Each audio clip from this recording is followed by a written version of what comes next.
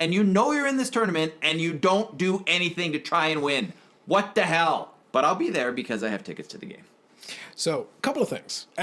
I'm really glad you brought this up. I actually didn't know you were going to bring this up, but I'm so happy. This gives me personal joy. So, two things. Number one, we began this podcast on the premise of your furious anger over the New Orleans Saints League, and your yelling did not even you were very calm, cool, and collected when we recashed the NFC Championship. But the CONCACAF Championship, pretentious cross-country running, is the thing that gets this response and reaction. I love that. Secondly, I enjoy the fact that they're playing Panama. Soccer's like the only thing we're good at because we suck at baseball and have established that. But the reality is that. So how much are the tickets, by the way? I'm curious now. You know what? To be honest with you, I don't know because you didn't pay for them. Hello, welcome to episode 5 of the Unnecessary Nonsense Podcast, a podcast of two unqualified idiots rambling on sports topics they likely know nothing about for an indeterminate period of time. This week brought to us verbatim from David's Angel Fire page from 1997, with the under construction gif. I'm Carlos Agazar, and with me, as always, is Dave Turnbull. And I wish I actually knew what you were talking about, but I have no idea what Angel Fire is. That's completely okay. That's what I want. You finally got a reference that's beyond me. I want this. Quick history lesson for the internets for the people. Angel Fire was a free website platform not dissimilar to GeoCities. Okay, I do remember GeoCities. Yeah, so it was the same kind of thing. And at the time, I had an Angel Fire page and a GeoCities page, not because I needed them, but because they were free websites, and I like tinkering around with them. So anybody from the mid to late 90s would probably remember that. Angel Fire, I believe, still exists. They're part of Lycos, which again, if you remember the mid to late 90s, that name would mean something to you. If you're under the age of, say, 20, it means nothing. Absolutely nothing. So there's your free OG commercial internet history lesson of the day. And I appreciate it. Yes. So now, with that out of the way, there is a lot. So I think my overarching theme of this episode, if I may, is what the hell is going on? I think that's fair, right? Yeah, this has been a crazy week. There was a lot. So if you're listening to this on the podcast platform, what I'm going to do is in the show notes, I'm going to include links to everything we're going to talk about where there's an article involved, but I'm also going to include a little bit of information regarding our YouTube channel. But if you are listening to it on the YouTube channel, that's perfectly okay. What we're going to do is on the YouTube channel itself, if you do go there, I would still recommend it if you're interested in a little bit more on it because I went in depth. We did some intrepid reporting in the worldwide headquarters of the Unnecessary Nonsense Podcast where I went over a couple of the stories we're talking about specifically related to the AAF. I'm still going to summarize it here and we'll have our thoughts, but there is a little bit more in depth there. And while you're there, if you could do us a favor and subscribe, we would much appreciate it. Otherwise, you can listen to us here and any other download from your podcast app of choice. So I think out of the gap, as far as news and notes are concerned, normally I would say, how was your week? But I think we've got enough news and notes, so I think we're going to go straight into it. All right, so we're going to do it from here. Right now, I'm going to start off with a little bit of a lighter fare, and then we'll kind of work our way into it. So before I get into some of the stories that are going to lead into our bigger news and notes, let's do the one that you brought up late. Let's talk about the Grey Cup. The CFL announced this week the host cities for the 2020 Grey Cup and the 2021 Grey Cup. So they are Regina, Saskatchewan in 2020, and most excitingly, finally, Hamilton, Ontario, Tim Hortons Field, 2021, which I think is great for the city of Hamilton, great for fans that are in Southern Ontario. I think it's going to create a better crowd and better atmosphere than the last one at BMO Field in Toronto. However, it is Tim Hortons Field, and you never know what kind of construction flaw is going to pop up between now and then. Perfect. And for any of our American or foreign listeners, maybe the best way to think of it, if you don't know where Hamilton, Ontario is, or what Hamilton, Ontario would be, it's basically knockoff Pittsburgh. And if you think of Tim Hortons Field, it would be like if Pittsburgh's football stadium was named Dunkin' Donuts Place. Yeah, I think that's an apt comparison. That's about the best comparable we can do. But I do have a question that a wise man proposed on Twitter. So Ogs asked the following question. So does that mean they have to have the building finished by 2021, or is that still not necessary? Well, it depends what you mean by finished, right? I think, again, what kind of construction error is going to pop up. But I think the big thing there really in all seriousness is the CFL Hall of Fame is supposed to be going there and creating there. So we'll see if anything happens with that, right? If anything was going to happen where it says, hey, we need something to have it complete by this day, that's going to be it. So I think things are going to, any issues, they'll probably step up and fix them. I would hope anyway. I think the more important question, so, I wanted to get Oaks' question in there, but my question would be are they going to have some extensive renovations on the ruins? I did appreciate the concession options in the, nearby ruins, but I do hope that they do spruce it up a little bit for 2021. I think that'd be good. That's the Grey Cup piece, so if you don't know anything about Canadian football, we're going to move on. The next order of business, really quickly, we're going to do a little bit of hockey content because it is a Canadian-based podcast. The Carolina Hurricanes basically offended our local blowhard, Don Cherry. And as a result, they took a little bit of offense to it. And again, article in the description, which will give you a little more info.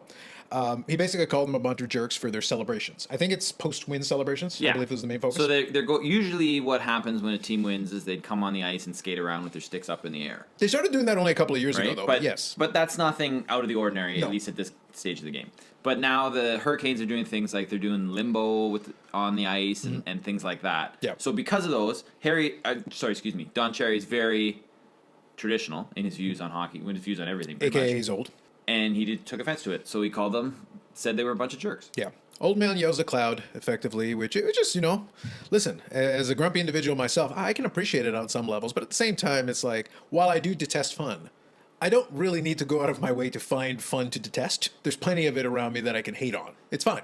So the end result, yes. They ended up, the Carolina Hurricanes response, other than making the meme, the old man yells at cloud, using that meme on Twitter, they also did troll him by actually making a shirt that says bunch of jerks with the Carolina Hurricanes logo on it. Which they're selling. Like, Which you can buy a bunch of jerks shirt. Were it not $30, I would literally buy this because it is, it's on brand for me. Yeah. Bunch of jerks. For sure. You know what? If I was actually attending a game in Carolina, I'd probably pay the $30 to buy it. It's the shipping that's really the detriment here, or in the possibility of paying duty coming over the border. It is a bit of an issue, yes, but it's kind of a fun little story. So we wanted to start off with a little bit of a lighthearted tale. Now, the Carolina Hurricanes thing is a perfect transition into the Alliance of American Football story of the week, which took on a couple of turns. So when I mentioned that YouTube channel, I do discuss this in 2 separate videos where I kind of talk through that a little bit. But for now, I'll give you kind of the high-level view of what happened and how it kind of developed. So initially, The Athletic released an article in which they outlined that the Alliance of American Football had come to an agreement with Tom Dundon, the owner of the Carolina Hurricanes. The owner of the Carolina Hurricanes, so that's how we transitioned from one to the other.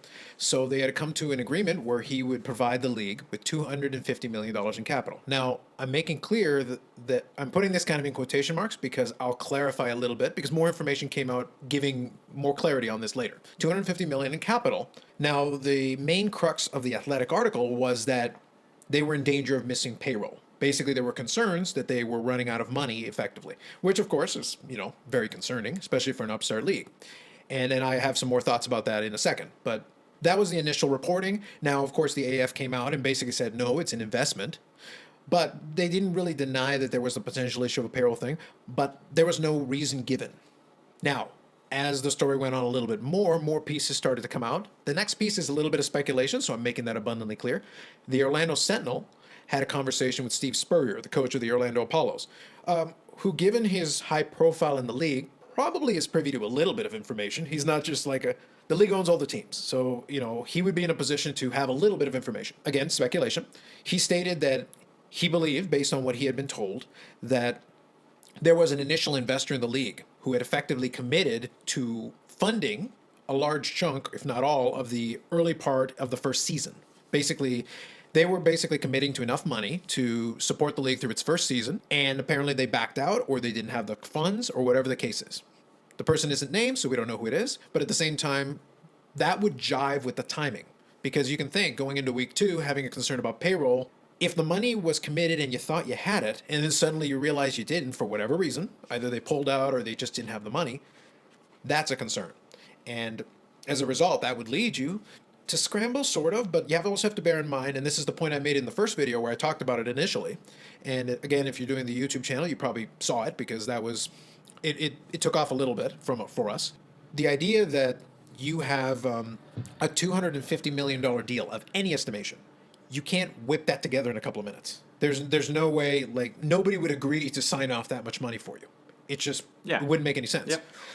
At the same time, though, if you ran into that issue, it would also give you a little bit of urgency to really try to get a deal done. So again, more information came out.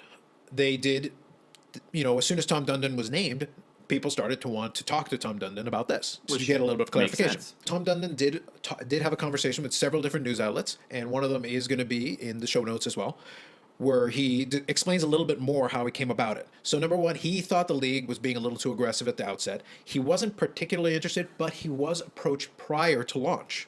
So he had already been, the conversation, the dialogue had already been open. So it wasn't out of left field that he suddenly showed up and came in. So that was the first piece. The second piece is, once he saw the reception of the early couple of weeks of the league, he was impressed. He liked what he saw, so he saw potential in it, and he was appreciative that there appeared to be an audience, there appeared to be some interest. So that made him more interested. And then about the 250 million, he made clear that he's not going to give them 250 million all at once. The idea is that he is committing 250 million to ensure that they have sufficient liquidity for potentially years if they don't catch up financially right away.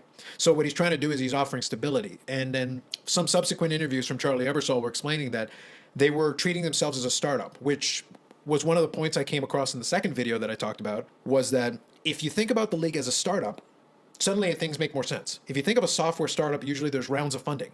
You don't get all the money all at once because you have not proven anything. Yeah. It's a startup. Yep. Well, a sports league is even a riskier startup because you are competing in a market where we don't even know if there's a market out there for it.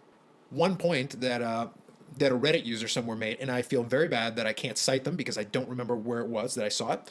They mentioned the phrase minimum viable product. Are you familiar with what a minimum viable product is? So this is kind of a lean startup concept. Okay. What it is basically is it's kind of what it sounds like. Normally you do this in software. In a startup, basically you do, instead of trying to put all the bells and whistles in there, trying to throw everything in, you develop the minimum product you can get away with that still functions, and you get it out to people. The idea being to get those early adopters on board, to get them to look at it, because then you're going to find out one of two things. Either everyone's going to say, this sucks, we don't want it, go away. In which case, well, then you've invested a minimum amount of time and a minimum amount of effort. You can kind of cut bait and walk away. Well, if you think about it in the AAF example, imagine if the first week had gone absolutely terrible. What if nobody had watched? What if the 5 people showed up? Well, then at that point, if you haven't invested all your resources and time and energy and everything, think of the rollout the way the league started. They kept the hype kind of under control. It was to the minimum. The social media aspect was built up, but not as well as it could have been. The website existed, but it didn't have all the features you expected it to have. The app was there, but most of the things led to the website. That's a minimum viable product move. It's to keep the feature set minimal because we're not going to hire 50 developers to try to build this amazing app that's game-changing and game-breaking where we don't even know if the thing's going to work. Which makes perfect sense, right, for this league and what they're trying to do and where they're trying to go with things. Yeah. So in effect, it's not directly, but in effect, it was almost an audition. It was kind of like, keep the costs under control, keep them to a minimum, don't push too much into it right off the bat, don't get all the logistics. The criticisms we had about the logistics suddenly make more sense in this context. They had some money, but they didn't have so much that they thought, oh, we'll just throw everything, all the resources into it. Well, what if, the money runs out and we don't have a backup plan and there's no other investor ready to go and it doesn't even take off right away? In a way, it kind of worked out, but where unfortunately, their lack of logistics hurt them is that they weren't able to get out the investment side of the story early. And if they had gotten that narrative out first, I think it would have helped them, because then they wouldn't have been stuck with kind of the athletics angle, which they're not wrong. They spoke to people and there were concerns about meeting payroll, but that's consistent with being short on funds because of an unexpected, shortage. Yeah. Now, Tom Dundon coming in the long run, may very well be a huge positive for the league, because if he's a believer and he's invested enough money where now they don't have to worry about being short on funds, 250 million is well in excess of what they will need to make payroll for the entire rest of the year, for everything. And you also think if you get well-respected people investing money and seeing a return on their investment that they're happy with, the chances are that you're going to get more people who want to be part of it go up. Yeah, and the other aspect that was brought up in the Tom Dundon interview, so to speak, was that part of the reason he selected such a large sum of money is that he kind of wanted to stop the rounds of financing. He basically said, what if I just offer you enough money where you don't have to go through round 3, round 4, round 5 of financing? What if I just offer this much so that right now you don't have to worry about it? If there's more financing needed later, so be it. We can work that out, or we can get somebody else on board. But I'm basically offering to subsidize the entire league for a period of time potentially into season 2 or season 3. And you know if you're going needed. to remain viable for at least the end of this year. Well, that stabilizes everything for everybody else. It means the players don't have to worry about that. That's good. It means the teams and the staffs and all that know that they are good. They expect to be here until through the end of the season and into next year.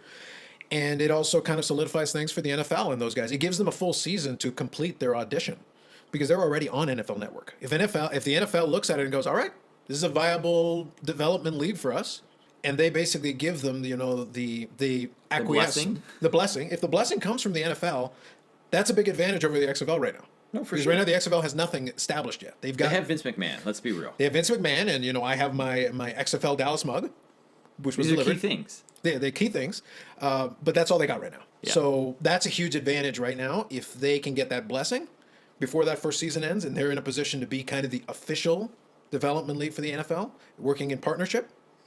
That's a good friend to have. Absolutely. Because then you're a very comfortable spot. And also, just realistically, as a player, if I want to make the NFL, am I going to go to a random league where maybe it'll matter, maybe it won't, or do I go to the league that's already been blessed by the NFL anyway, where I know they're looking at them because and they're friends. especially if we see a bunch of these guys from the AAF in NFL training camps, right, in July, August, and they're there. And they make the team, that even solidifies the league even more as well. Yeah, it just right? means we need to see that development and that conduit to the NFL. It means the XFL is going to have a tough time getting a pool of players. So, like I said, this could potentially be a big boon for the Alliance of American Football for no other reason than if they end up positioning themselves well as, a friend of the NFL and a close connection, players are going to gravitate to it for nothing else than, hey, you know what? The NFL will at least look at me here. For sure. I mean, if the XFL can pay, then they're going to get players. The question, again, as we talked about this league in the beginning, is what is the quality of those players going to be? Yeah. And are they going to be any good? And it's also going to be hard to get partnerships and to get and to get a good television deal and all that stuff if, CBS is already working with these guys. The NFL is already working with these guys. They've already got that. It's like, sure, but who are you going to get and what are you going to be able to offer? Well, and you look at it like the other networks, right? Fox is aligned with the NFL. They carry the NFL. Yeah. NBC carries the NFL. Yeah. ABC is owned by Disney, which also owns ESPN, which is affiliated with the with the NFL. So where's the XFL? It's not like, oh, here's this channel that exists that doesn't have any football. But it's like, hey, come on, XFL. Yeah, right? It's going to be hard to draw viewership then also if you try to do it from that angle. So it's going to be interesting. You're going to be on the WWE network and nothing else. Yeah, it's going to be interesting to see how that works out. Obviously, everything is still out there, everything's still happening, and there's a lot of possibilities. We'll see kind of how that one works out. So that was the big AAF story of the week, and obviously the different development components of it.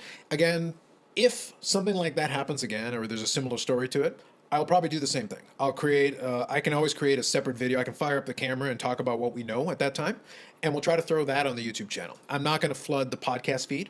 I kind of want to keep that separate. But if there's something interesting or whatever, we may throw something out there. But it's going to be a scheduling thing. The YouTube channel makes it a lot easier on the fly to be able to turn on and explain and create a bit of an outlet. So that's kind of a good place. It's nice to have both places if you're interested in that kind of content. The next thing we'll do is still football related, but we're going to go back to the NFL. This next story basically involved me cackling for about 2.5 minutes. I'm going to be completely honest with you. What do you know about Robert Kraft and prostitutes, Dave? I know that he was caught up in a sting. Actually, I shouldn't say prostitutes. That's not fair. Escort? It was a prostitution ring, basically a bus, where Robert Kraft has been accused of partaking in the services at a masseuse parlor. Would be the best way I could summarize it. I feel that's a fair explanation of it. So here's my thing on this. One, on the grand scheme of thing, like in the whole, I don't really care. No. Because the guy's in his 70s. Yeah. Okay. His wife is passed away. Yes. So it's not like he's cheating on anybody by doing this. So if the man wants to get a prostitute, that's fine. I don't care. I do have a slight issue with the illegality of it, and that kind of thing. But the thing is, he does have a girlfriend who's 30 years younger than him. Okay, so that I didn't know. So that is a potential issue. I don't know. It was You don't full know. of a creepy old man. I don't know. Well, for sure, but you don't know what their relationship is and whether it's an open relationship. Well, that's why we didn't lead with it. Here's the thing: this story is more salacious. It's more me cackling because of course it's the Patriots. Of course it's another thing. And the thing is, Robert Kraft, up until this point, had kind of kept himself. And as He's a squeaky clean one compared to Belichick and Brady. Comparatively, yes. And as the self-appointed patron saint of shadiness, because I do enjoy, the shadiness. I've never knocked Bill Belichick for cheating because, frankly, if you're not cheating, you're not trying. I don't care. I'm fine with it. And you have to work with what you have when you have an average quarterback. But the thing is, that's my unprovoked Tom Brady shot of the day. Yep, there's going to be some comments about that one again. Listen, if you like an average, go watch his tape from the combine. The great athletic ability. He did great for a 40-year-old man. Anyway, so you got to do what you got to do. I'm not going to fault you for it, but at the same time, it's like, dude. You've already got like a spotlight on you. If you're Robert Kraft and you're owner of the New England Patriots and you just won the Super Bowl, you've got all this spotlight on you. You got to be careful where you go and what you do a little bit. That's pretty much my reaction. It's like, come on, man. But at the same time, like, this isn't that huge of a story. No, I don't think it doesn't warrant it. Like, to be honest, right? The worst he's going to get out of it is probably community service. Yes, and probably a fine of some kind. The NFL may then do their own discipline with a fine of some kind, but it's not like he can't pay the fine. He's worth $5 billion. I'm sure he'll manage. It doesn't warrant any more conversation than that, but we did need to bring it up because it was a story at the end of the week. So it was a thing that happened. So there you go. That was like the icing on the cake to say, what the hell is going on this week, man? This week has been bizarre. It's been so much. One other point that I'll make, and I think hopefully it's clear from the title of the podcast, our main focus was, and I believe still will be, our continued 2019 MLB preview, but there was a lot going on. This news and notes one is going to be an epic one for us. So we talked about the AAF. We talked about, an old man who needed some company apparently. But let's go back a little bit and let's talk about a more positive story a little bit here. Before we get to the baseball thing, which will transition us well into the season preview, congratulations to Alexander Ovechkin, who reached the 40-goal plateau for the 10th time in his career, which ties him with some pretty good company. Are you aware who else has done 40 goals for 10 seasons in their career? Wayne Gretzky. That's one. Mario Lemieux. Yes. And the last one's a tough one. Marcel Dion. Yeah. Did you see this? Yeah, you said it. Yeah. It's right on the screen. He read it in our notes. Cheater. It's okay. Your spot on the New England Patriots is assured. Good job. Anyway, but yes, only 4 players in NHL history have done it. Gretzky has done it 12 times, but that is elite company. And Marcel Dion was a great goal scorer in his day, so that is truly elite company. It's very impressive. And he did score his 650th goal this week as well. Given that I believe he's 33, very impressive. He still has an outside, it's going to be very difficult. It's like a very outside chance. Well, 700 goals, I think he's comfortably going to get there. I think that's okay. I think he's got a good shot at 800. If he can get to 800 fast enough, really what it comes down to is while he's at his goal-scoring peak, which I believe he still is a little bit. He's at the tail end of it, but he's still in it. The faster he can get to 800, the better the chance is. And also it's going to depend on whether he's comfortable playing into his 40s. Because you're pretty much going to have to. That's the only way to score enough goals. But if you can get to 800 fast enough, you give yourself an outside shot. And it'll be probably the last time in our lifetime that we're going to see anybody with a realistic chance. The only other guy who had a real chance was Jágr, and he took too many seasons off. Too many times back to Europe, and then didn't really play as hard as he could on a couple of his stops. Like, if he had been as dedicated earlier in his career that he was late in his career, he'd have over 900 goals, and he'd be the guy. But it is interesting, especially when you can see somebody making history. So that's always good. Congrats to you, Ovi. Yep, congrats. Now we'll get back into baseball. This week's Bryce Harper update. Nothing's happened. There are rumors, though. There are lots of rumors. I think again, I'm still really pushing hard for the Carp to get them. Hey, it's still possible. Yeah, if like I said, if they offer billions of yen, if he doesn't understand that yen and dollars don't equate, this could be a done deal very quickly. But I think the most recent one is I think the Phillies are the ones who are still the front runners. Phillies are the big rumor right now. Yeah, but no signature, so who knows? It just depends on, in reality at this point, it's just Bryce Harper kind of trying to hold out for every last dollar, which I don't blame him for, but it's, let me ask you a legitimate question.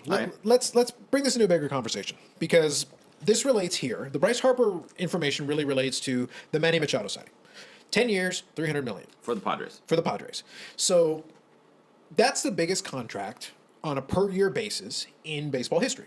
Not the biggest in terms of total dollars, because the Giancarlo Stanton one was more, but it was 13 years instead of 10. So, but on a per-season basis, $30 million per year.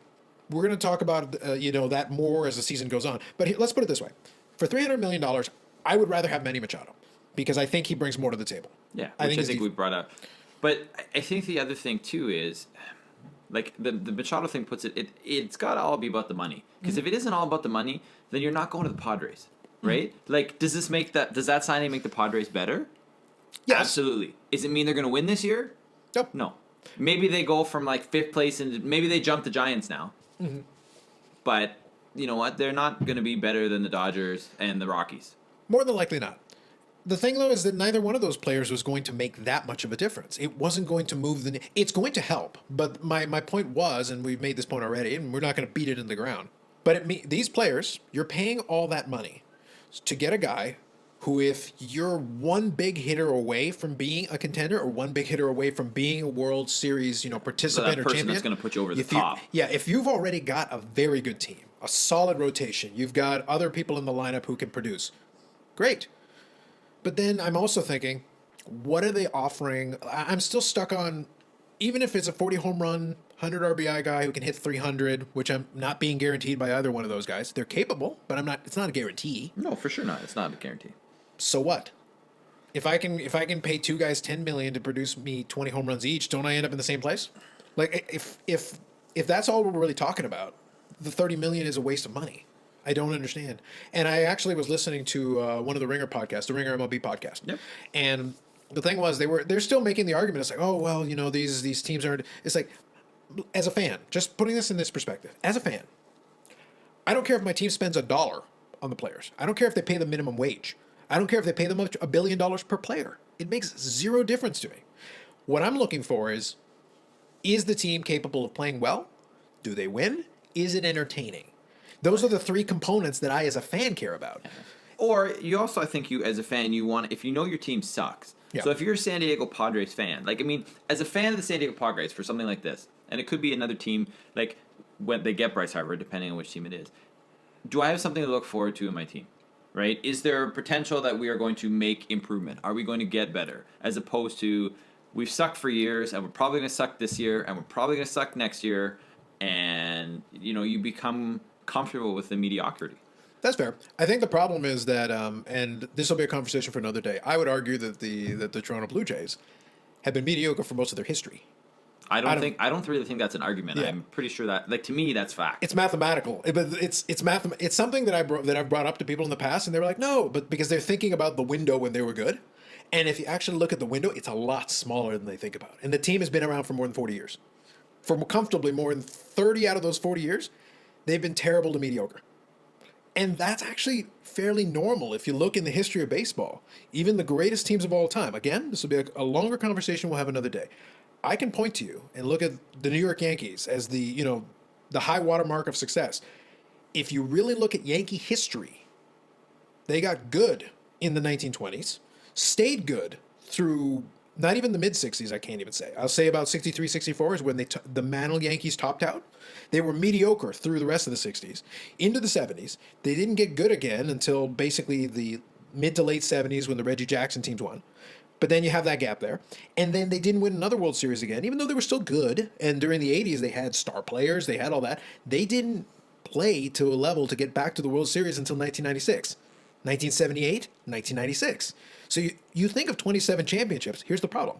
7 of those championships came after 1962 or 1963. Do the math. That's 7 championships in almost 60 years? Does that seem dominant to you? Well, not really. No, if you compare it to other teams, sure, fair enough. Sure, but right. But that's the thing. Not every team obviously going to win it every year. So if you're baseball, if I'm Machado or Harper, I want to go to somewhere that can give me a chance to win.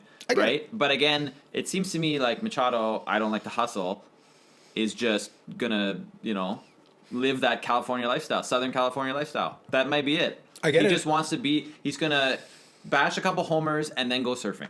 That's what this is about. Dave, I want to make $30 million, live on the beach, and live my best life. Why are you hating on this? I'm not hating on it in general. I'm hating on. No, I'm saying I want these things. I'm speaking as if I was a San Diego Padres fan. And I'm speaking as Carlos. I want these things. Well, find someone to pay you $30 million a year. That's what I really need. Yeah. No, I'm not. I can't knock Manny Machado for accepting it. And at the end of the day, you got to do what you got to do. It is what it is.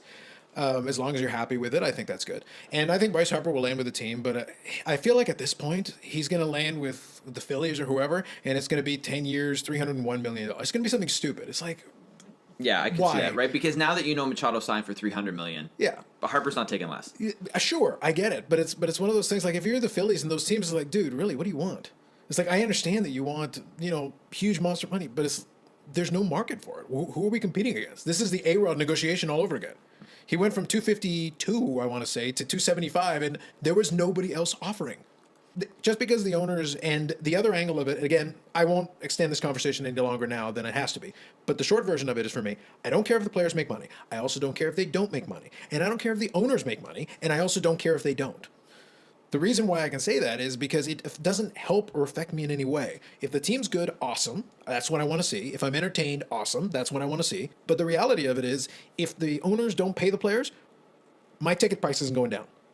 And if the owner makes tons of money, my ticket price isn't going down. There's absolutely nothing, as a consumer, I benefit in no way, whether they make money or not. So these two sides are trying to play off each other and saying, oh, they're greedy. It's like, you're both greedy and I don't care. Good for you. Millionaires versus billionaires. Yeah, so it's like this isn't really an argument that either one of them is going to win with me or a lot of other fans, and that's kind of why Major League Baseball, I still watch it. My passion for baseball hasn't gone anywhere. My passion for Major League Baseball has taken huge hits over the last couple of years because it's like there's only so much of these guys that I can take. So that's my 2 cents on that element of it. So that's the Manny Machado signing, and then the Bryce Harper update. Again, nothing's happened. Stuff may happen. If it happens, we'll update on that. I think those are the main ones. I guess as far as news and notes is concerned, originally we were going to give a couple of minutes to the NBA All-Star Saturday Night. We watched it. It happened. I don't even remember who won. Yeah. The dunk contest, I don't remember. And the three-point contest was I don't remember. Yeah, I don't. But I did enjoy watching it. Yes. But that's what happens with this week, right? You're all about, hey, we're going to talk about this, and then so much else happens, and you're like, what was that again? But let's not bury the lead. There was one occurrence that did occur during that, as we participated in the hashtag multi-screen life. There was one important element that did occur that we have to kind of, come on. I called the airplane. It's true. The airplane was mine. You did call the airplane. You called him jumping out of the airplane into the stadium. Listen, we got to work our way up to it. We got to start somewhere. A man jumps over a model airplane and then eventually jumps out of an airplane. To be fair, you were talking about the airplane before it came on, before any of the Tuskegee Airmen, like 2 seconds, and then it was like, bam, they're on. I was like, nice foreshadowing. That's literary foreshadowing for you. All right. So as far as news and notes is concerned, I know that was a lengthy version of news and notes. Our apologies, but there was a lot to talk about. we ended up giving the NBA Saturday Night like 45 seconds. That's how much was going on. I think now we're going to get into our preview of the NL Central this week. So this one was sort of difficult in the sense that, not difficult to do a preview of, but difficult to pick 1 through 5. Because I think each of these teams has made significant moves. Each of these teams, I think, can think legitimately that they've got a shot, although I don't really think a couple of them do. But being forced to make predictions, based on the moves they made, I have the Cardinals as number 1. I still have the Brewers up there, so I have the Brewers as number 2, the Cubs as number 3, the Reds as 4, and the Pirates as 5. Thoughts on that, Carlos? I'm okay with it. I'm going to flip the Chicago and Milwaukee one. And the rationale for that is that I think Chicago basically is making its last stand with kind of the current crop. And Madden is basically on the hot seat. So there isn't... True. It is a lame duck year for him. Yeah, he's in a position where he's got nothing to lose. Realistically, he just doesn't have anything to lose. The rest of the positions aren't really going to move too much, in my opinion. So I'm just getting it all down here. So yeah, I've got St. Louis winning the division again. I do love, and we'll talk about the individual teams a little bit, but I do love some of the things they did, and we'll go team by team. I'm thinking Chicago will try to make one last stand. The only reason I knock Milwaukee down a little bit here is because my concern is, can they duplicate certain performances? We'll talk about more of that when we get to the specific team. Pittsburgh is solid. They're not amazing, but they're solid, which is enough. I'm already knocking them down to 4th. So it's not like they're plummeting here. The division's actually decent. There's some horrible divisions in Major League Baseball. This one's not terrible when the 4th place team was over 500. The predicted 4th place team here was over 500 last year. No, I think if you're just sort of a random fan of the game, and you're looking for games to watch this. Watch the division games here, because I think you're going to see some great baseball. Yeah, I think this year my concerted effort is my commitment, because I actually got the notification that the MLB.TV renewal has come up for this year, and I've had it for years now. I can't even remember when I originally got it. It was early on. By the way, as part of the history lesson as well, do you know what the original? I want to say what the original. Not platform, but the original way that you would watch the streaming baseball games. And we're talking early days of MLB.TV, the early version. I don't even think it was called MLB.TV. You had to use the real audio player. So that's how far back it goes. Yes. Because I remember I remember actually watching games on that thing. It wasn't a terrible program, but it's antiquated by today's standards. My goodness. And I watched it on that thing. And that was interesting. Those were interesting days. You can Google that one, kids, if you want. All right, so let's go through team by team now. Which one do you want to start with? We're going to obviously start with the Cincinnati Reds. Sure. Because Puig. Yes. Cuban PK Subban, of course. So I think that's the biggest thing that happened to them this year. I mean, Cincinnati, I feel, is a team that's still in transition. Hold on, before you continue. There's one important thing about the Cincinnati Reds we must make sure to include, because I actually think it's real. As a historian of the game, we must include it. This is the 150th anniversary of the Cincinnati Reds. Yes, that is true. Going back to the Cincinnati Red Stockings, who were 67-0. Shout out to anyone who remembers that. I'm pretty sure there's nobody alive who remembers that. Hey, listen, you do what you can. But they are also the oldest team in professional baseball. That is correct. And one note made on our lovely season preview magazine, going old school on it, was that last year's Cincinnati Reds team also won 67 games. The problem is they also lost 95 because they played 95 more games. So they had the same amount of wins as the Cincinnati Red Stockings. The problem was the loss column. Hey, got to start somewhere. Hey, you do what you So can. I think this is going to be a good year in the sense like a year of good feels for Cincinnati. I don't think it's going to be a year of wins for Cincinnati. Are you saying that only because of the Yasso Puig thing, or is there actually like... No, I think, well, you have the 100th, anytime you have an anniversary, Sure. there's like good feeling around that. So you've got that. You've made some moves, which is good. You have a new manager in David Bell, Yep. which, I mean, we'll see. You never know, right? And then, you have you got Joey Votto, who's Yep. solid, right? He's And going to have to will rebound. continue He's going to have solid. to rebound a little bit. Yeah. He had kind of an off season last year, and the team wasn't very good. So I'm not going to pin it on Joey Votto, but he is going to have to. But it's not pick up like his game a Joey. little bit. It's not like he had like a horrible, crappy year. I mean, he's still a solid player. I think he hit 284, which is still decent. right? It's decent. So I expect that Joey Votto is going to be Joey Votto this year. Sure.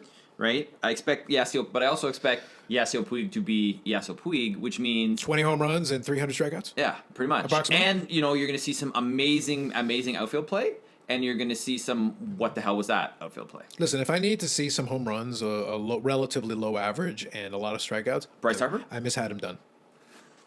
Adam Dunn was gold. He could barely hit his weight. I don't think he did hit his weight. I think he hit under his weight. But he hit 40 home runs. He hit 40 bombs a year. It was just hilarious. And he almost never walked. He basically would hit a bomb or strike out. So It was fun. We'll see what the change of scenery does for Puig. They have some decent pitching talent. I say decent. Tanner Rourke, Anthony DeSclafani. The other thing that I'm looking forward to or watching as a player is Eugenio Suarez. And he was great last year, I think. Yeah, and the key stat that I want to put out here, something for him, is he only had of his hits when he made contact, 8.4% were soft contact. You pulled that right from the column. I totally did. But you know what I mean? Like that kind of stat though means this guy can hit the ball. Yeah. No. I think he had a phenomenal season. Like, I don't have the stats in front of me here looking at this one. I can open it up, but I'm not going to for this one. The problem that I have with the Cincinnati Reds is that I think there's some interest, like, to your point. I'm going to watch them because I'm interested in seeing. I need to use my eye test on this one. I need to actually look at this team, see what they look like to me. Because now this is where I can, like, use the experience that I do have watching many, many baseball games and just try to evaluate in my mind, do I see the potential here? This is work. But I will say that Suarez showed huge potential given that he was comfortably the offensive leader of that team last year. It wasn't a good team. But when you have somebody who's still able to hit well on a team that just isn't performing up to snuff and was able to maintain it more or less through the season, that's great. It gives you, but it also gives you now, can you carry it over? If the team improves a little bit, can we keep those numbers up or even improve upon them? Because that'd be huge. Yeah. And so the way I see Cincinnati going is I think they're going to be a better team than last year. Right. So I think they're going to win more than 60. So they're going to lose 94? It's going to be huge. Quite possibly. Like they're an under 500 team. But if you win a few more games, then maybe you're like, hey, we're moving in the right direction. Sure, that's fair. So, any other thoughts on Cincinnati Reds? That's all I got for Cincinnati. Okay, where do you want to go from Cincinnati? Let's go. Let's I'm gonna let you drive in this. In Okay. the National League, I'll let you drive division. For the American League one, I'll Hey, drive. Let's go to the Pirates then, All right, Pittsburgh Pirates. because there's some things here that interest me. Go on. For those of you who can't see, which is everyone, Carlos just put on a Pittsburgh Pirates hat. This is a retro Pittsburgh Pirates hat. This is the Roberto Clemente Pittsburgh Pirates, not the current version. So, big one here for me is Jung Ho Kang is back. And if you remember him, he was playing shortstop, third baseman, and he's Korean. He got us in legal troubles, which, Wait, you said he's Korean? yeah, Does that mean that your buddy from school loves him? yes. Good. Just thought I'd clarify that. Go on. So, he got in some legal troubles, right? He had some DUI. he Like had some conventional trouble- legal troubles or Robert Kraft legal troubles? Conventional legal troubles. Go on. But also required him going back to Korea, so he didn't play last year. That is going to be interesting because he's going to be in a battle at third base with Colin Moran, which I see as like if it helps Pittsburgh, right? Then I think it can really help Pittsburgh. But I also think it could potentially be a huge distraction. Sure. So we'll see what happens there. They have some other good. They have two closers really in Felipe Vasquez and Keona Kela, so that's good, right? Anytime you have solid bullpen depth, that's a good thing. Yep. Their starting pitching, I think, is full of some question marks.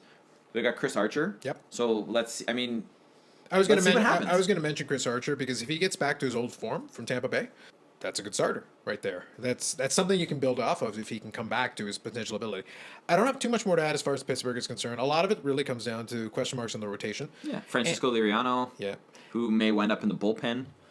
Yeah, I think the other aspect of it is can Pittsburgh, and this is important for them. They were about 500 last year, which isn't bad. Anytime you're hovering around 500 with the hope of improvement, that's a step in the right direction because it means you weren't terrible. But if Chris Archer can play better, that's encouraging. The other thing though is they're going to have to earn the trust back of the fans because they dropped almost 500,000 in attendance in 1 year. That's a massive drop because they traded away McCutcheon, who was an extremely popular player, the 2013 NL MVP. It doesn't look good, and they think that they traded away. I think it was Cole Garrett, I think as well. So when you're trading away a good starting pitcher, and you're trading away your former MVP, now you can argue that he's maybe not as good as he was, but he's still a good player, and people still want him. There's interest. The reality is, though, as a fan, you have to bear in mind the Pittsburgh Pirates were a team that had the longest playoff drought. Like they literally hadn't been in the playoffs. So I think they broke it in 2014 or 2015. I forget whenabouts, but it was right in that area. And they hadn't been to the playoffs since Barry Bonds was on the team, which goes back to 92, 93. Yeah. That's not good. Like that's awful. And the reality is when you go that long without even a single playoff game, and then you go to the playoffs in back-to-back years, but then almost immediately you're struggling again, that's not great. And you know what? Here's the other thing. Like, I've been to the Pittsburgh Stadium, right? I've been to that area around there. Like, what they've done with it, it's beautiful. It's a great place to go. It's a great place to hang out. If the weather's nice, like, if I was around the Pittsburgh area, now you could say, why, right, it's Pittsburgh. So, but if I was around the Pittsburgh area, there's no place I would rather be than at that ballpark in terms of atmosphere. But if they're going to put a crappy product on the field year after year after year after year, like, you're just wasting an opportunity that you have. Yeah. There's a lot of teams that have really nice stadiums where they go through the trouble of building up these beautiful amenities, but then the on-field product doesn't match up. Well, the park is not new anymore.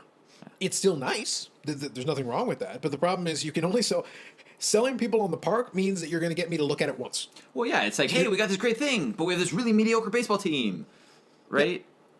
Yeah. Well, then I'd rather, you know what I mean? If I'm going to watch mediocre baseball, I'd rather watch a AAA game. Yeah, that's fair. But any team where you're looking at, like, who are your name guys? Like, your name guys. And you're like, okay, well, we've got Eric Gonzalez, Jordan Lyles, and Lonnie Chisenhall. Are you not excited about Lonnie Chisenhall? Huh? That's what I say to that. You know what I mean? If that's your selling point. Would you be more excited if I told you that Pittsburgh is rich man's Hamilton? No, because I'd rather just go to the Grey Cup in 2021 and skip out on this Pittsburgh season. Would it excite you if I told you they can recreate the ruins but make them slightly nicer amenities? Maybe. I'm just listen. There's a little bit of possibility there, but I'm bookmarking it nicely with our Grey Cup. Start off. It brings. We brought it back. We brought back Pittsburgh. But you know what? Like, honestly, like, if I'm in Pittsburgh, I'm like, I wish the Steelers played in the summer. The Pittsburgh Steelers right now they're not a bad team. Not a bad team, but since the last Super Bowl, they've lost Le'Veon Bell and probably Antonio Brown. No. Like that, and Ben Roethlisberger is a dumpster fire. No, I know, and I say that slightly facetiously, but I do think Pittsburgh is going to be better, right? But sorry, the Pirates are going to be better. I was going to say. I do think the Pirates are going to be better. Yeah. But I'm not super excited. Like, you know what I mean? Like, it's one of those things where if you're trying to sell the team, right? Yeah. Who are you using to sell it? And I'm going to take that and translate that into the Cardinals. That's where we're going next. Okay. So and the Cardinals have me actually really excited. I don't like the Cardinals because they continually beat the Dodgers in the playoffs. They kind of have that stuck-up attitude. But I respect them. I like the Cardinals as a historical franchise because I respect them as a historical franchise because they've managed to somehow, again, if you take the baseball historian view, the Cardinals have been surprisingly resilient and surprisingly decent over the years. They've had periods where they weren't great, but for the most part, they've been respectable to very good for decades. And it's actually kind of ridiculous considering where they are, considering the size of market they are, that they've even been able to maintain a certain base level of decentness year in and year out for a really long period of time. So you kind of have to respect that. No, for sure. And they made moves. Yeah. Right? So the big one being they got Paul Goldschmidt from Arizona. Which I'm excited about. I think that's huge. Good. I think that's a good one. I mean, he didn't really cost them very much. No. And the guy, not only can the guy hit, I mean, yeah, he plays first, but he's a great defensive first baseman. Yeah, that's why I say so when we were talking about that Bryce Harper Manny Machado thing, I understood I understand the youth of the players. I understand the potential. I understand things like that. But when you can get a Paul Goldschmidt for pennies on the dollar, relatively, where he is a known quantity, I know more or less what I'm getting with the Paul Goldschmidt. To me, I'd rather have Paul Goldschmidt and be able to get another player for equivalent dollars. Just think about that from a flexibility standpoint. What if you could get a number 4 starter who's decent and Paul Goldschmidt? That's a better use of $30 million to me as a baseball team. I think as a team, yeah. Like if you're the front office, yeah, that's what you should be going for. And they may, you add that to, let's say, somebody like Andrew Miller, who also hardly costs anything. Now, Andrew, granted, he needs to be healthy because within the last year, he's had knee surgery, shoulder surgery, hamstring injuries, like all this kind of stuff. So if he's healthy, now he's 33. Yep. Right? But from 2014 to 2017, so not including the 28 last season, he had a 1.72 ERA, 14.5 strikeouts per 9 innings, and 2.3 walks. So the guy was a stud. I think the thing is, though, and this is why I say I give a lot of props to St. Louis, a lot of these guys are coming up on the end of their contracts. So it's a case of, if you like, it almost goes back to that startup conversation we had earlier. If you like what you see, you can start re-signing people and retaining them. If you don't like what you see, blow it up. You don't actually have to go out of your way to blow it up. In a lot of cases, it's like, hey, thanks for coming out. Good luck to you in your next future endeavors, and then go get somebody else. Yeah, but that goes back to your point that the beginning of this one was the Cardinals don't seem like a team that's when was the last time they had to blow it up? Yeah. Right? They seem to just casually transition. They may not have a team, they'll have some years where they're not in the playoffs, but they're never like garbage. But just think of what they did years ago, and it's been years now.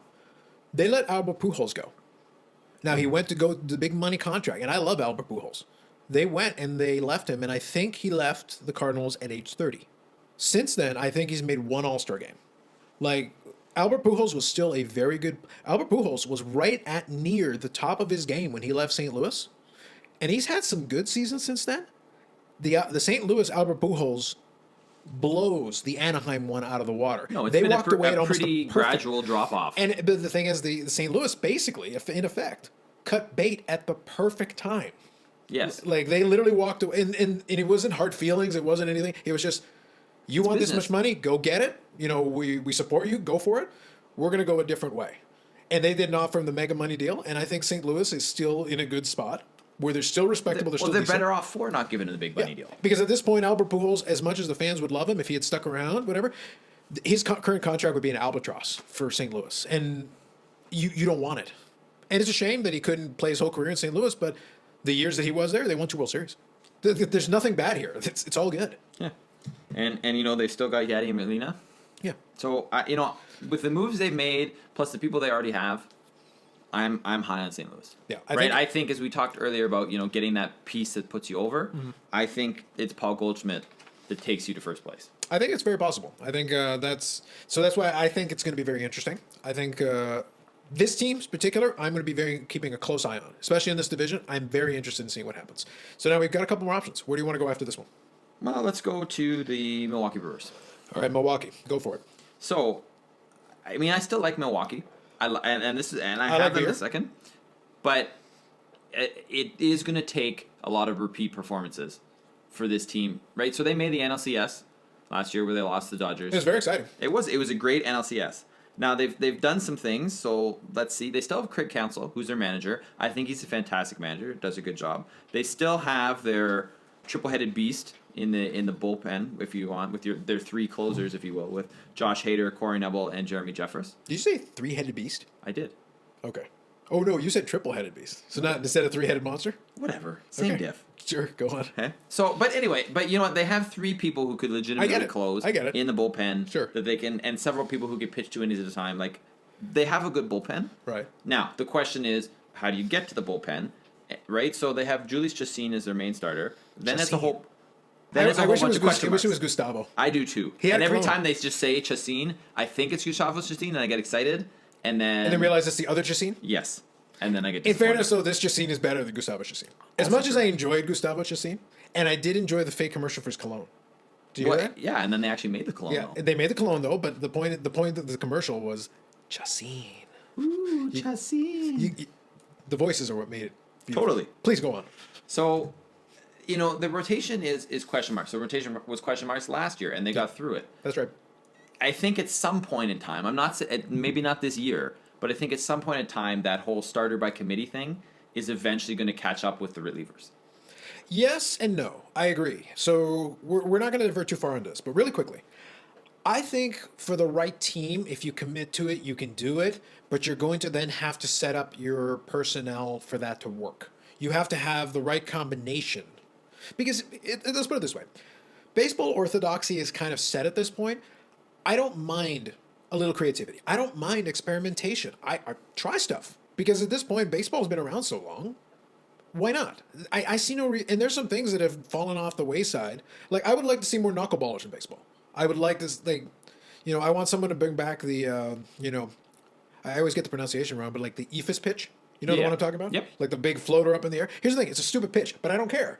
I think if someone could master it and bring it... Could you imagine how much it would mess up a hitter if you just randomly threw that out a couple of times a game? Oh, for sure. If you could successfully hit it for a strike, it would mess with people. There are things that are in the history of baseball that are still within the rules. Why not? The only issue I have with it as a fan is that having a bunch of pitching changes is really annoying. And it goes back to that. And this is where Major League Baseball is really looking at this the wrong way. We'll have another conversation about this during the season, but in the long run, they're probably working their way towards another labor stoppage. But it's potentially a couple of years away. But it's going to be because of those millionaires versus billionaires thing again, when they're still not addressing the real problem. The real problem is, again, as a fan, I don't care which one of you gets the money. It makes no difference to me. I care about my ticket prices. I care about my entertainment product. But the entertainment product is getting hurt by your greed. If I'm in the ballpark and I have paid money to go see the game, I don't want to see your commercials in the ballpark. And I understand you have to do the breaks in there to accommodate for television because the people on television in the age of social media, but don't spoil me on it. I understand, but it's a problem. If I'm sitting there going like, I'm literally watching you guys just throw the ball around, killing time until the commercial's over. That's a waste of time. That's a waste of my time. That's a waste of their time. And then on TV, I'm not benefiting from it anyway. So it's not like anything's...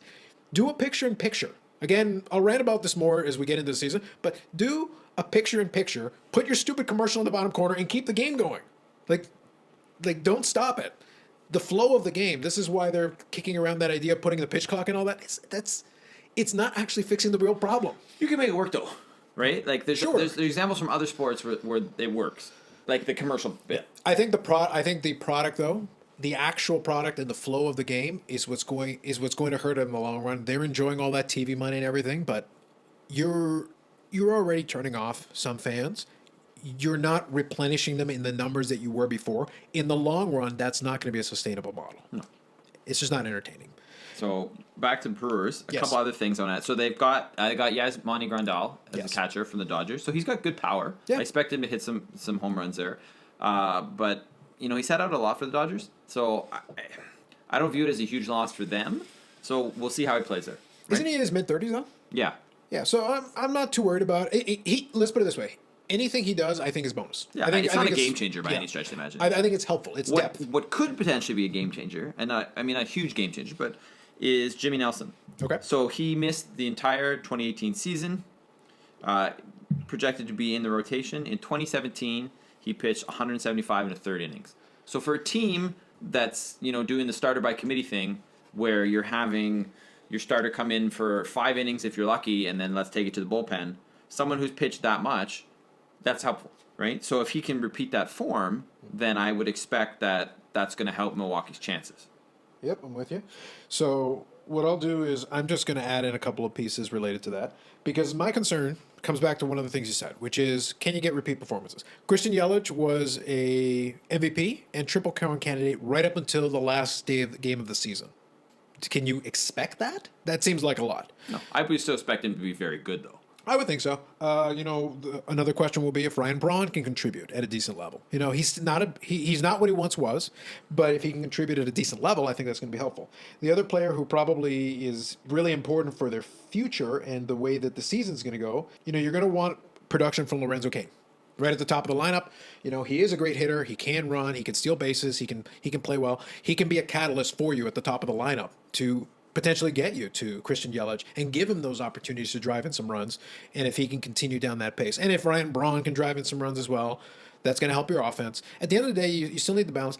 I really always favor a better pitching staff, but if you're going to do the by committee thing, if you can generate enough runs, that can be enough to offset and take care of some of the issues that you might encounter in other areas. My only concern with Milwaukee, and the only reason I bumped them down a level, is I'm looking at somebody who literally had a career year. Went completely to another level that he's never been to. Now that can mean he's taken the quantum leap, and now this is the new normal. Maybe not necessarily exactly those numbers, but if he's going to elevate himself to that level, that's huge for them. But if it's a one-season aberration, it just all came together for 1 year. Norm Cash hit 368 1 year. Go look that one up on Baseball Reference. He was a good player, but for 1 year, he hit 368. Other guys have done this in the past. Other guys have done this over multiple seasons. You go back and look at John Olerud. People around these parts remember John Olerud the season he won the batting title. But go and check out, again, Baseball Reference, go look up one of his years with the Mets. He hit over 350. So he didn't just do it once. But it's hard if you have like that magical season to then replicate the magical season after that sometimes. Yeah, no, fair enough. So that takes us to the Cubs then. So you have him as number 2, I have him as number 3. And let's see. So first of all, pitching is still good. You got John Lester and you got Cole Hamels at the top of your rotation. I like that. And that's all. If those guys repeat their performances, stay where they've been statistically over their career, don't get injured, you're going to get a lot of production for both of those guys. Yeah. You got Yu Darvish, who is Yu Darvish. He's an X factor. If he can pitch to his capability, he's an asset. Right. I do not trust him at all to pitch to his capability. That's fair. So we'll see. They didn't really add much this year. Not So, really. right, they didn't make any huge deals. Unless, of course, they signed Bryce Harper while this podcast is on air. But I doubt that. And they're still a solid team. The big question for me about Chicago is Chris Bryant. So he missed 50 games last year, right? For the Chicago to be the team that they can be, they need Chris Bryant healthy and they need him to produce. And if he could do that, right, with the other pieces and Joe Madden's managerial style, then sure. I'm just not convinced it's all going to come together this year. I think it's going to be interesting because to that point, right now they're it's very interesting to me because after winning that World Series, the Chicago Cubs look like they were poised to be a little mini dynasty there. Like it felt like they had all the components to put together a sustained run of excellence. Like they narrowly beat out that Cleveland Indians team has to be kicking themselves. Because the Chicago Cubs basically disintegrated right after that World Series. And it's not that because they stripped the team out for parts. That isn't what happened. It's just injuries and things happen. The team didn't suddenly become worse. They didn't rip them apart. They just couldn't put together. And they won 95 games last year. Like they're not a terrible team. No, not at all. On paper. And, they were able to win ball games. So, but the potential dynasty has come down to, do they have a last hurrah in them? My rationale for putting them in second is that while I think St. Louis is poised to take a quantum leap and they added another quality player in Goldschmidt, Chicago has quality players. They have veterans. They have players that know what they're doing. And they have, the combination of all the elements you want and good management, in terms of managers. But what it's going to come down to is, do they have enough pride in them to try to put together one last run? Because that's basically what we're looking at. I don't think they're going to maintain all these components going into next year, but it's going to be interesting because one of the things that I noted is that, so first of all, can they stay competitive? I would expect so. I think they're still going to be a good team. But the question that's going to come from it is, in 2020, they're going to move to a team-owned network with an exclusive partner. So they're going to get that local TV deal for the potential massive dollars. So having a big influx of cash, we kind of joked about that Bryce Harper thing, but if they want to splash some of that potential cash around, They can. I guess they could. Yeah, they could reach out. Like I said, I don't think Bryce Harper's a game breaker. I don't think he's going to move the needle and change. Now, mind you, they'll get buzz. The buzz would be huge. If that's your goal going into 2020, to have the buzz and be able to say, hey, we got this, and then rebuild around it, you could do that. And they potentially would then have the cash to be able to put a very good team around him in short order. Because they're not a bad team. It's just figuring out what components you want to retain and what you want to do with it. It's not a rebuild, but it'd be like a partial rebuild while you're still a decent team. Yeah, and if you can do that, like that, more like we talked about with St. Louis, right? You can do that, then you're going to stay relevant. Yeah. So that in the Chicago market, that's not a bad way to stay in the headlines, and it's not a bad way to keep the team competitive while potentially setting yourself up for down the road. No, exactly. So that could be interesting. Yeah, I think we covered all the teams then. Yes, we have. Okay, so we've made our way through the National League Central Division. Tune in next week for the American League Central. Yes, the American League Central is coming up next. And then that'll lead us into the last 2 weeks where we'll do the National League East and the American League East to round things off. The Yankees suck. But with that said, what are we looking forward to this week? So I've got two things for you. Robert Kraft update? No. But Bryce Harper update? Yes. Well, I don't have... Yeah. No, you're saying what you're looking forward to. 10 years, $600 million, Chicago White Sox. Chicago White Sox? They are one of the rumored suitors with everyone. But in all seriousness, what am I actually looking forward to this week? There's two things that I'm looking forward to for different reasons. So updating your Angel Fire website? No. Maybe. But the big one is the Pelicans and the Lakers are playing each other twice this week. So the first game is in New Orleans, and the second game is in LA, which should be interesting. Currently, both teams sit outside the playoff picture. There is no chance in hell that the New Orleans Pelicans are making the playoffs. There is somewhat of a chance that the Lakers are. LeBron would probably have to take them there by himself because the other guys on the team apparently can't take the fact that they mentioned in trade rumors and therefore sucked ever since the whole thing started. So it's going to be a thing they're going to talk about. It's going to be an NBA buzz. So I'm interested in watching that. I may not watch them live, but I have both games set to PVR right now. Fair enough. I think now I know it's against the NBA rules, but don't you think it would be kind of fun if they Magic and the Pelicans ownership got together and said, look, we want to give people some entertainment. Maybe just make it more of an inter-squad game, and then put the Lakers players in Pelican jerseys, keep LeBron where he is, and then Anthony Davis can play on his team. It'll be like a little mini All-Star game. See what happens. And just see what happens. Yeah, just see how they play. In fact, you know what? Anthony Davis and LeBron can play the entire both teams. Just have them both. Just have the other players on the other side, and then just play 2-on-2. I think the fans would be more interested in that. Yeah, play 1-on-1. That'd be good too. It's like we're just gonna do this. It'll be fine. We're gonna play horse. Yeah, just play against each other. It'll be play an inter-squad game. Make it a scrimmage. Get Magic Johnson out there. It'll be great. It'll be wonderful. Everyone will enjoy it. No, I think you're right. It's I am joking. It would be. It will be. I think compelling television. I think that's gonna be interesting. I think a little bit of the fire of it is going to be taken out of it because they are going to put Anthony Davis, I believe, on a minutes restriction, just kind of to preserve him. They are still going to play him because the Pelicans do not want to get fined, but because I think it was $100,000 potentially per game that they would be fined if they kept him out because, competitiveness. But at the same time, it doesn't mean they have to play him the whole game. Which would also be ridiculous. Remember the reason they said they didn't trade him is because of they wanted to maintain the integrity of the league. Yeah. Well, then you got to play him. If that's your argument, you have to play him. But then you fire the general manager. Yeah. So That team is a mess. The Pelicans are a bit of a dumpster fire as well. Yes. Huge dumpster fire. Yeah, so we're going to kind of see how that one plays out. So the second thing I'm looking forward Go to on. then. Well, I get this is tempered with the looking forward to. This is more in the I'm only care about this because I actually have tickets to the game category. Wow. Go on. Is the second leg of Toronto FC versus Independiente from Panama. So this Okay. is the CONCACAF Champions League. So this is why you're asking me about the pronunciation, and from Panama specifically. Yes. Okay, go on. So, in case you're, if you're a solid flower, you don't talk. CONCACAF is North America, Central America, and the Caribbean. So that region. Could you refer to it by its proper name? You can go with football, or you can go with pretentious cross-country running. Yeah, no, that's not going to happen. Maybe football, but I'm never calling it pretentious cross-country running. But just This is not happening. They have a tournament, just like the Champions League in Europe, but, whereas the UEFA Champions League is just known as the Champions League because it's the best football you're going to watch. pretentious cross-country running. The CONCACAF Champions League has to put CONCACAF in front of everything because people don't care as much. Branding. And it's a different tournament. So basically, every year since it's been the CONCACAF Champions League, there was another format first. A Mexican team has won. TFC made the final last year, and they lost in penalties.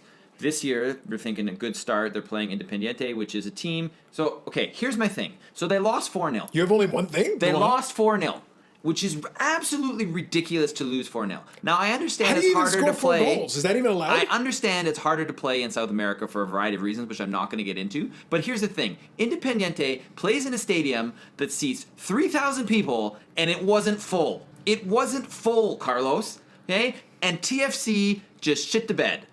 They lost 4-0. They had 70% possession, and the only chance they really had was a penalty that the guy skied over the bar. So I have tickets to the second leg where TFC has to score a minimum of 4 goals. That'll send it to extra time if they don't allow any. Or they have to score 5 outright to go. Independiente scores anything, and it's pretty much done because there's an away goal rule. So anyway, basically, for a tournament I was super looking forward to because of where they were last year, even though Toronto FC lost a lot of people. And here's the thing. People are going, oh, it's the first game. And, okay, you're in this tournament, right? They're still going to make moves. You're in this tournament. You should have your roster round out. You lost Jovinko, you lost Vasquez, who are arguably your 2 best players, and you're in this tournament, and you don't do anything to try and win. What the hell? But I'll be there because I have tickets to the game. So, a couple of things. I'm really glad you brought this up. I actually didn't know you were going to bring this up, but I'm so happy. This gives me personal joy. So 2 things. Number 1, we began this podcast on the premise of your furious anger over the New Orleans Saints League, and your yelling did not even you were very calm, cool, and collected when we recashed the NFC Championship. But the CONCACAF Championship, pretentious cross-country running, is the thing that gets this response and reaction. I love that. Secondly, I enjoy the fact that they're playing Panama. Soccer's like the only thing we're good at because we suck at baseball and have established that. But the reality is that. So how much are the tickets, by the way? I'm curious now. You know what? To be honest with you, I don't know because you didn't pay for them. Well, no, because it's part of the season ticket package. Okay. So I'm not entirely sure how much. How much it is would the cost. season ticket package for the section you're in? Or Like whatever? $900. How many games? Tickets? How many games are you promised? I think it's 17, 17 games and 900. Okay. So and that's for 2 tickets. So it's like 400 whatever. I was gonna say I was just surprised it was 17 because the way that the season goes for them aren't they playing like right now? Aren't they going to play like 4 games today? Because they have games all the time. No, the season actually starts on March 2nd. I wasn't the when the season actual, never ended. The regular season. That's the MLS season. I see. This is a tournament outside of the MLS, but they have MLS teams that play. Well, that's what I mean. They play a lot of extra games outside of the season. Yes. But fine, sure. My thing is, given that I call it pretentious cross-country running, I really don't care. But I would say, I still pitch. I think it would work a lot better. Now, mind you, this would probably still frustrate the hell out of you, but it would be funny for me. I think they should just get over the delusion that there's a lot of offense in this sport, and just try a sudden death. Give it a go. As soon as somebody scores, it's done. I don't care if it's 1 minute in the game. All right, guys, thanks for coming. Game over. Go home. Good luck to you all. God bless.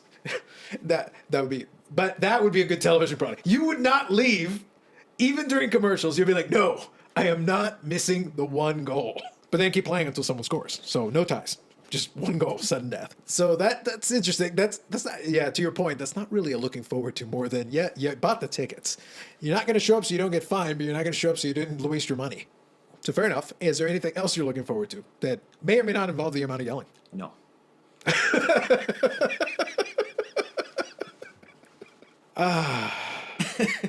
the amount of jokes.